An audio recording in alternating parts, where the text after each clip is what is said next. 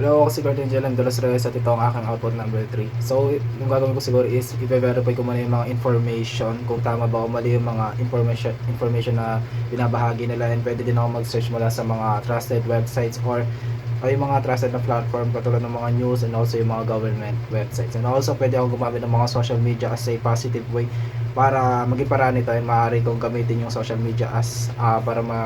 palaganap ako ng mga tamang impormasyon at kaya yung mga ibang kabataan na huwag tayo maniwala sa mga iba't ibang narinig natin na mga fake news. Ganun. Kung i-compare natin to sa panahon ni Rizal, ito is yung huwag tayong dumepende o umasa sa mga banyagang kapangyarihan na pwede natin ikumpara dun sa naturang konteksto na dapat huwag din tayo dumepende o maniwala sa mga sinasabi ng ibang tao, at bilang isang estudyante dapat responsable tayo sa mga nakakalap nating impormasyon na huwag tayong basta-basta maniwala, and dapat may sapat tayong kaalaman sa mga information na yan at huwag tayong basta-basta magkalat ng mga maling informasyon, at dahil doon mas natutulungan natin, lipunan natin na mas maging maunlad at responsable kumilos. So ayun lang, thank you sa pakikinig.